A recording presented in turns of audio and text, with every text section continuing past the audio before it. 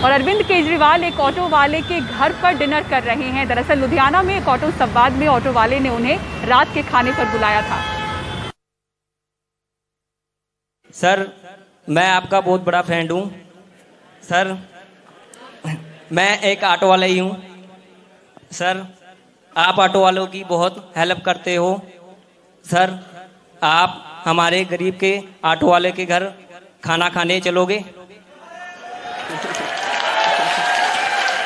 Sir, मैं दिल से आपको इनवाइट कर रहा हूँ। जरूर आएंगे आज रात को। या ठीक है सर, मैं आपको अपने ऑटो से ही ले जाना चाहता हूँ। आज रात को सर, भगवंत को ले आऊं? आज ही भगवंत को ले आऊं? सर जरूर। और चीमा साहब, हम तीनों आएंगे। ठीक है सर, बिल्कुल। बहुत बहुत धन्यवाद। इसके बाद केजरीवाल उसी ऑटो वाले के ऑटो में सवार होकर डिनर के लिए पहुंचे। केजरीवाल के साथ भगवंत मान और हरपाल सिंह चीमा भी थे और इस मौके पर मौजूद थे हमारे सहयोगी शरद शर्मा, जिन्होंने आम आदमी पार्टी के मुखिया और दिल्ली के मुख्यमंत्री अरविंद केजरीवाल से खास बातचीत की। लुधियाना में आज कुछ ऐसा हुआ जो आमतौर पे होता नहीं है। एक ऑटो ड्राइवर ने दिल्ली के मुख्यमंत्री अरविंद केजरीवाल को खाने पे इनवाइट किया और अरविंद केजरीवाल दिल्ली के मुख्यमंत्री उनके घर खाने पे आ गए हैं। सबसे पहले सर, आपसे इनवाइट किया इन्होंने और आप अपने सीधा हाँ कर दी, कैसे हुआ ये?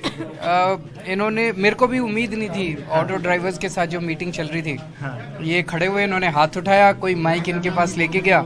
मैंने सोचा कोई क्वेश्चन पूछेंगे। इन्होंने खड़े होकर कहा कि मेरे घर खाने के लिए आएंगे। तो मैंने कहा हाँ ज़रूर आएंगे, और बहुत प्यार से इन्होंने बुलाया कि कोई ना कर ही नहीं सकता था। और अब मैं, भगवंत जी और हरपाल चीमा, हम तीनों आज इनके घर पे खाने के लिए आए हैं। और आपको लगता है कि इस तरह से आप इन्विटेशन एक्सेप्ट करेंगे तो कल से दूसरे तो छोड़िए, अपने पार्टी के वॉलंटियर्स ही लग जाएंगे इनवाइट करने के लिए? जितनों के घर जा सकता हूँ मैं जाऊँगा। मेरे लिए सौभाग्य की बात होगी। सर, एक चीज़ पूछना चाहूँगा, आप पंजाब के दौरे पर हैं, मुख्यमंत्री हैं पंजाब के, वो ये कह रहे हैं जो आपने योजना लॉन्च करी है महिलाओं के लिए, वो कह रहे हैं कि महिलाएं जो हैं वो अपना हक चाहती हैं जो कांग्रेस उनको दिलवा रही है, वो मुफ्त की चीज़ें नहीं चाहती हैं, वो ये कह रहे हैं। मुझे दुख है कि क्या चन्नी साहब का ऐसा स्टेटमेंट आया? हाँ, उन्होंने कहा आज। अगर उन्होंने ऐसा कहा है तो ये दुख की बात है। मैंने क्या बोला है? मैंने ये बोला है कि हमारी सरकार बनेगी तो हर महिला को, 18 साल से ऊपर की हर महिला को हर महीने 1000 रुपए उसके अकाउंट में डलवाएंगे। तो वो इसका क्यों विरोध कर रहे हैं? उन्हें तो खुश होना चाहिए। इससे पहले ही वो बात बोल रहे हैं, मतलब इस पर्टिकुलर इस पे नहीं। सारी महिलाएं हैं, आप सबसे पूछ लीजिए। आज मैंने देखा टीवी चैनल सड़क पे महिलाओं से पूछ रहे थे, सारी महिलाएं इतनी खुश हैं कि भाई चलो हमें 1000 रुपए महीना मिल जाएंगे। अब जैसे कोई गृहिणी होती है, यही गृहिणी है, अगर इनको 1000 रुपए महीना मिलेगा तो ये अपने लिए 100 चीजें ला सकती है, बच्चों के लिए कुछ कुछ ला सकती है। एक कॉलेज आने वाली बच्ची है, उसको उसकी कॉलेज की शिक्षा अच्छी मिल सकती है अगर 1000 रुपए महीना मिलेगा। तो इसका तो स्वागत करना चाहिए। वो पता नहीं क्यों विरोध कर रहे हैं, कांग्रेस क्यों विरोध कर रही है, अकाली दल क्यों विरोध कर रहा है। गेम चेंजर हो सकता है आपकी ये योजना जो है, उसके पैसा बहुत चाहिएगा। मैं देख रहा था करीब 1000 करोड़ में लगता है एक महीने का चाहिए होगा। मेरा अपना अनुमान है 8 से 10 हजार करोड़ के करीब जरूरत पड़ेगी। और पंजाब का बजट 2 लाख करोड़ रुपए के करीब है। इतना तो हम अपनी बहनों को दे ही सकते हैं। अच्छा, थोड़ा सा इनसे पूछता हूँ, नर्वस हो रहे थे, अभी भी नर्वस हो रहे हो जब इनवाइट किया मुख्यमंत्री को, और अभी भी जब आपके यहाँ डिनर किया है तभी भी नर्वस हो रहे हैं आप? नहीं सर, इनको मैंने अंदर से इनवाइट किया है दिल्ली में। अच्छा, अब ये घर पे आएंगे आपके? ये हमारे पूरे परिवार के साथ घर पे आएंगे डिनर करने के लिए। अच्छा, हाँ बताइए। सर, मैं बहुत खुश हूँ अंदर से, नहीं हो रहा हूँ, बहुत अंदर से खुश हूँ। मतलब मैं बयान नहीं कर सकता हूँ। मतलब क्या सोच के आपने इनवाइट किया? मतलब हमने नहीं देखा है। नहीं सर, मेरे दिल में आया हाँ कहने के लिए। तो मतलब आप फैन हैं या? जी, मैं बहुत बड़ा फैन हूँ। मतलब पार्टी के वॉलंटियर तो नहीं? नहीं आते हैं। हाँ जी, ठीक है। फायदा होगा इस तरह की अगर मुलाकातें होंगी? फायदे के लिए नहीं आए, इसके प्यार को देख कर आए हम। फायदे, ये इलेक्शन वैक्शन बाद में चलती रहती है। जिस प्यार से दिलीप तिवारी ने इनवाइट किया कि क्या आप मेरे घर आएंगे, शायद इनको उम्मीद नहीं थी। अरविंद जी ने झट से बोल दिया कि आज ही रात को आ जाएं और हम तीनों आ जाएं, तो उन्होंने कहा कि ठीक है जी। तो अभी इनके पिताजी को भी नहीं पता कि ऐसा इनविटेशन दे दिया। इनके पिताजी सब्जी की रेडी लगाते हैं। अच्छा, वो थोड़ी सी दूर है। तो ये बोले बस मैं ऑटो लेके आया और ऑटो लेके फिर वापस आपको लेने चला गया। मैं पिताजी को भी नहीं बता पाया। अभी थोड़ी देर में जब इनके पिताजी आएंगे घर तब उनको पता चलेगा कि आज। बस एक आखिरी सवाल, 2013 में ऑटो वाले तो आपके साथ रहे हैं पहले से, पर बीच में चुनाव में नहीं आए और फिर से आप ऑटो पे खूब फोकस कर रहे हैं। दिल्ली के सारे ऑटो वाले हमारे साथ हैं शरद, पूरे सारे दिल्ली के ऑटो वाले हमारे साथ हैं, एक एक ऑटो वाला हमारे साथ है। चलिए सर, बहुत बहुत धन्यवाद। ओके दिलीप भाई। लुधियाना से अपने सहयोगी कैमरा पर्सन अश्विनी मेहरा के साथ मैं शरद शर्मा, एनडीटीवी इंडिया।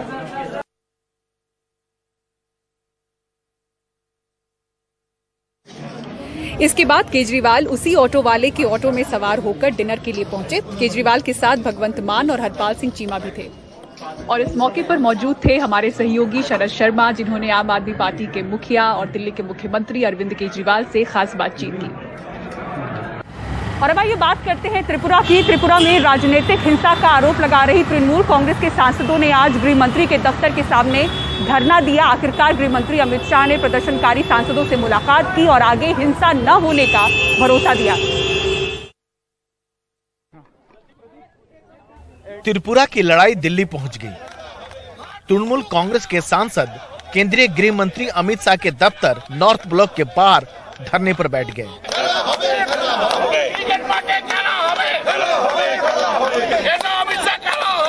अमित शाह और बीजेपी के खिलाफ नारे लगाते रहे। मांग की गृह मंत्री से मिलने का टाइम दिया जाए। कल शाम से हम खुद कोशिश किया है अमित शाह का अपॉइंटमेंट के लिए। उनका ऑफिस से बोला जो अमित शाह जी नहीं है, अमित शाह जी आएंगे उसका बाद अपॉइंटमेंट देंगे। कल रात 11:30 बजे हमको बोला सुबह 9 बजे आपको बोल देंगे अपॉइंटमेंट देने के लिए। अब 9 बजे हम फोन किया, बोला 10 मिनट बाद बोलेंगे। उसका बाद फोन किया, बोला 10 मिनट बाद बोलेंगे। उसका बाद फोन किया, बोला आधा घंटा बाद बोलेंगे। उसका बाद फोन किया, बोला 10 मिनट बाद बोलेंगे। ये ऐसा करके ऐसा तो तरीका नहीं होता है कोई होम मिनिस्टर का। करीब 4 घंटे बाद गृह मंत्री अमित शाह ने इन सांसदों को अपने घर मिलने के बुलाया। 20 मिनट बैठक चली। गृह मंत्री का आश्वासन मिलने के बाद बाहर आए तो ये कहा, क्या मुलाकात है? 20 मिनट का बातचीत हुआ। हमने त्रिपुरा के ऊपर एक तो पूरा मेमोरेंडम दिया। उन्होंने बोला कि I have already talk to Tripura chief minister, I shall see that there is no violence. उधर त्रिपुरा में 25 नवंबर को नगर निगम के चुनाव है। 2 साल बाद विधानसभा चुनाव भी है। बंगाल में फिर जीत से उत्साहित टीएमसी की निगाह अब त्रिपुरा पर है, लेकिन उसका आरोप है कि वहां की सत्तारूढ़ बीजेपी के लोग उसके कार्यकर्ताओं पर हमले कर रहे हैं। खेला हवे नहीं होगा। राजनीति में हार जीत होता है, राजनीति में सेवा का काम होता है, लेकिन राजनीति में गुंडागर्दी करना, ये खेला हवे बोल के पूरा त्रिपुरा को अशांत करना, ये तो हम लोग नहीं चाहते। हम लोग चाहते हैं कि विकास होवे। इधर ममता बनर्जी भी 3 दिन के दौरे पर दिल्ली पहुंच चुकी हैं। संसद का शीतकालीन सत्र अगले हफ्ते शुरू होने जा रहा है। माना जा रहा है कि ममता विपक्ष की साझा रणनीति तैयार करने में अहम भूमिका निभाएगी। त्रिपुरा में हुई हिंसा की आग अब दिल्ली पहुंच चुकी है। टीएमसी सांसदों के धरना प्रदर्शन से साफ है कि टीएमसी इस मुद्दे को आसानी से नहीं छोड़ने वाली है। अब देखना यह है कि त्रिपुरा में होने वाले निगम चुनाव पर इसका क्या असर पड़ता है। नई दिल्ली में कैमरामैन अशोक माले के साथ राजीव रंजन, एनडीटीवी इंडिया। और अब बात बिहार की करते हैं। बिहार में शराबबंदी की नाकामी की कई खबरें आने के बाद बिहार के मुख्यमंत्री नीतीश कुमार ने प्रशासन और पुलिस अधिकारियों की क्लास ली। इस क्लास के बाद अब लगभग हर रोज शादियों में बिना महिला पुलिस के शराब खोजने के नाम पर छापेमारी हो रही है। नीतीश कुमार का कहना है कि किसी को चिंता करने की जरूरत नहीं है। मनीष कुमार की रिपोर्ट देखिए। बारात का इंतजार कर रही दुल्हन समेत परिवार वालों के होश उस समय उड़ गए जब पुलिस वाले न केवल इस अंदाज में कमरे में घुसे बल्कि शराब खोजने के बहाने उनके सारे सामान देखने लगे। इस वीडियो क्लिप को आप देखेंगे तो आपको इस छापेमारी दल में एक भी महिला सिपाही नजर नहीं आएगी। और सोमवार को जब शराबबंदी को प्रतिष्ठा का प्रश्न बनाने वाले बिहार के मुख्यमंत्री नीतीश कुमार से जब इसके बारे में पूछा गया तो उनका जवाब था, ये जानकारी हमको नहीं है, जो न्यूज आता है उसी को देखते हैं, उसके बारे में जानकारी और लेते हैं। आज भी जो आया है उसके बारे में हमारे कार्यालय से लोग पूछताछ भी कर रहे हैं, वो एक अलग विषय है। लेकिन ये जिम्मेवारी उन्हीं को दी गई है, प्रशासन को और पुलिस को, सबको, कि एक एक चीज को देखिए। पटना के होटल में गलत तरीके से छापेमारी के पीछे पिछले हफ्ते शराबबंदी को चुस्त दुरुस्त बनाने के लिए बुलाई गई ये बैठक है, जिसमें नीतीश कुमार ने पटना के एसएसपी से साफ कहा था कि असरदार लोग राजधानी पटना में शराब पी रहे हैं। उसके बाद जो धरपकड़ हुई तो कई डॉक्टर, प्रोफेसर, जिम ट्रेनर गिरफ्तार हो चुके हैं। अब तो मुख्यमंत्री नीतीश कुमार का कहना है कि शादियों में छापेमारी जारी रहेगी। ये ऐसी शिकायतें पुलिस को मिली है कि शादी वगैरह के भी कार्यक्रम में कुछ लोगों को दारू पिलाने का इंतजाम रहता है, तो जब पुलिस को कहीं से कोई सूचना मिल रही है तो उसके हिसाब से जा रहा है। तो इसके लिए तो किसी को चिंता नहीं करनी चाहिए, किसी को चिंता नहीं करनी। जब करते ही नहीं है तो क्या दिक्कत है। दुल्हन के कमरे तक कोई नहीं जाता है, परिवार के लोग भी जब शादी की प्रक्रिया शुरू हो जाती है तो सड़कों पर नाचने वालों को यदि तुम शराब पीना हुआ समझते हो तो पकड़ लो। लेकिन नीतीश कुमार जी आप बता दो, ये पूरे भरे हुए ट्रक पर जब पकड़ा जा रहा है शराब, आप वहां तक क्यों नहीं जाते हो? यदि वहां तुम सोर्स पर जाओगे तब माफिया पकड़ में आएगा। जिस दिन माफिया लोगों को पकड़ने लगोगे उस दिन तुम स्वयं पकड़ में आ जाओगे, यही खतरा है, क्योंकि माफियाओं के पोषण आप कर रहे हो। शराबबंदी लागू होने के 5.5 वर्षों के बाद इसकी एक ही सच्चाई है कि न केवल यह कार्यक्रम पूरी तरीके से विफल है, बल्कि इसके लिए जिम्मेवार केवल एक व्यक्ति मुख्यमंत्री नीतीश कुमार खुद हैं, क्योंकि उनके मातहत पुलिस विभाग के अधिकारियों और सिपाहियों के ऊपर इस कार्यक्रम को सफल बनाने का जिम्मा था। लेकिन शराब माफियाओं के साथ मिलीभगत कर उन्होंने इस पूरे कार्यक्रम की हवा निकाल दी। लेकिन दिक्कत यह है कि नीतीश कुमार अपनी गलती स्वीकार करने के बजाय हर हफ्ते कोई ऐसा कदम या निर्णय लेते हैं जिससे पूरे देश में उनकी और किरकिरी हो रही है। पटना से कैमरामैन हबीब अली के साथ मनीष कुमार, एनडीटीवी इंडिया के लिए। फरार अपराधी घोषित किए जा चुके मुंबई के पूर्व पुलिस कमिश्नर परमवीर सिंह को सुप्रीम कोर्ट से बड़ी राहत मिली है। सुप्रीम कोर्ट ने उनकी गिरफ्तारी पर रोक लगाते हुए उन्हें जांच में शामिल होने के लिए कहा है। इधर साथ ही महाराष्ट्र सरकार को नोटिस जारी करते हुए अगली सुनवाई 6 दिसंबर को रखा है। मुंबई के पूर्व पुलिस आयुक्त परमवीर सिंह देश में ही हैं और 48 घंटे के भीतर जांच में शामिल हो सकते हैं। ये जानकारी खुद परमवीर सिंह के वकील ने सुप्रीम कोर्ट में दी, जिसके बाद सुप्रीम कोर्ट ने परमवीर सिंह की गिरफ्तारी पर रोक लगाते हुए जांच में शामिल होने का आदेश दिया है। अदालत में परमवीर सिंह की ओर से कहा गया है कि उनके खिलाफ बुकी और वसूली करने वालों ने एफआईआर दर्ज कराई है। वो लोग उनको गिरफ्तार करवाना चाहते हैं। वो 48 घंटे के भीतर जांच में शामिल होने को तैयार हैं।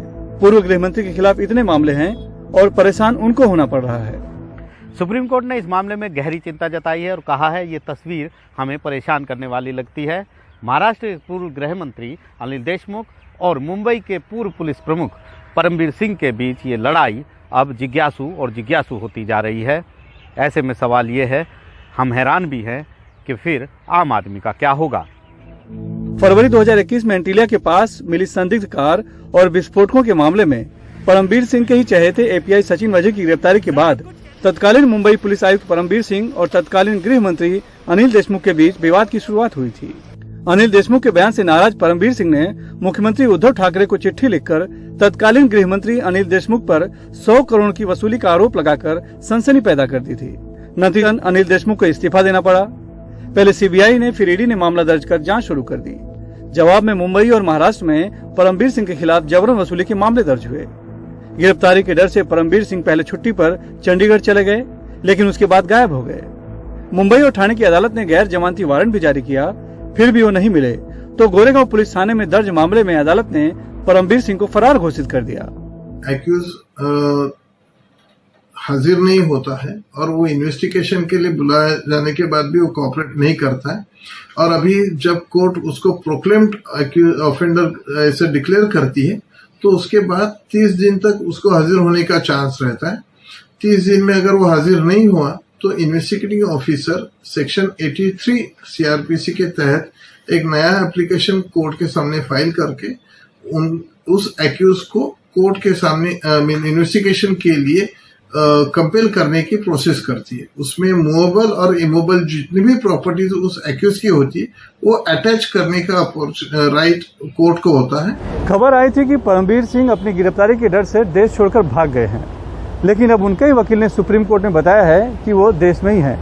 और हैरानी की बात है कि सुप्रीम कोर्ट ने भी परमबीर सिंह की गिरफ्तारी पर रोक लगाते हुए उन्हें जांच में शामिल होने का आदेश दिया है, जबकि पूर्व गृह मंत्री अनिल देशमुख सेशंस कोर्ट से बॉम्बे हाई कोर्ट से लेकर सुप्रीम कोर्ट तक ठोकरें खाने के बाद थक हार कर ईडी दफ्तर में पेश हुए और अब जेल में हैं।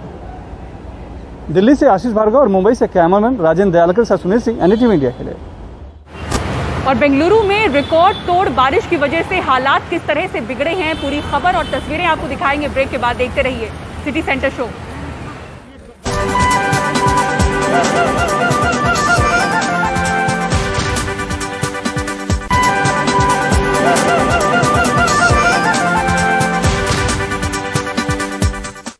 और अब आइए बात करते हैं बेंगलुरु की, जहां रिकॉर्ड तोड़ बारिश हो रही है। इस बारिश के कारण 24 लोगों की जान जा चुकी है। 5 लाख हेक्टेयर में फसल की बर्बादी हुई है और जिनके घर बारिश की वजह से तबाह हुए हैं उन्हें 1-1 लाख मुआवजा देने का मुख्यमंत्री ने ऐलान किया है। उत्तरी बेंगलुरु की बात करें तो हालात इतने यहाँ पर खराब हैं कि एनडीआरएफ को बुलाना पड़ा है और नाव और ट्रैक्टर के जरिए मदद पहुंचाई जा रही है। निहाल किदवई की एक ग्राउंड रिपोर्ट देखिए। उत्तरी बेंगलुरु में एयरपोर्ट रोड पर यलहंका का केंद्रीय विहार अपार्टमेंट। लोगों को बचाने के लिए नाव लानी पड़ी और ट्रैक्टर्स भी। पानी 4 से 5 फुट तक जमा हो गया था। यहाँ खड़ी सभी कारें तकरीबन डूब गई। The water stagnated on Friday. रात से ही जल जमाव शुरू हो गया था। धीरे धीरे काफी पानी जमा हो गया। बिजली भी नहीं है और पानी की सप्लाई भी बंद होने की वजह से हमारे पास इस जगह को छोड़ने के अलावा दूसरा कोई उपाय नहीं है।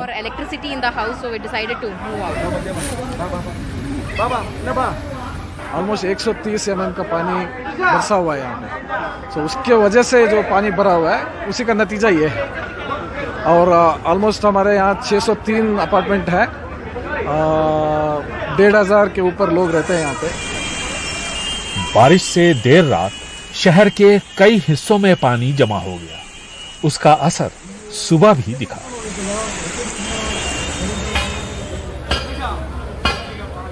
एनडीआरएफ और एसडीआरएफ को भी काफी मशक्कत करनी पड़ी, लेकिन पानी नहीं निकला क्योंकि यह अपार्टमेंट लेक बेड पर बना है।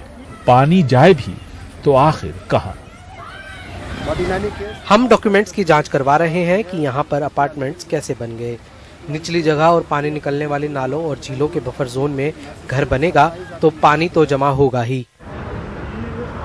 इस बार बेंगलुरु में रिकॉर्ड तोड़ बारिश हुई। म्युनिसिपल कॉरपोरेशन की कोशिश रही कि शहर में कहीं भी जल जमाव न हो और बहुत हद तक वो अपनी इस कोशिश में कामयाब भी रहे। लेकिन उन अपार्टमेंट्स के आसपास जल जमाव रोकना म्युनिसिपल अथॉरिटीज के लिए नामुमकिन था, जो झील के रास्ते में बने हैं। कैमरा पर्सन कुमार के साथ यलहंका बेंगलुरु से निहाल किदवई, एनडीटीवी इंडिया। और सिटी सेंटर शो में फिलहाल इतना ही। मुंबई के सांता क्रूज से पूरी टीम को दीजिए इजाजत। खबरों के लिए बने रहें एनडीटीवी इंडिया के साथ। नमस्कार।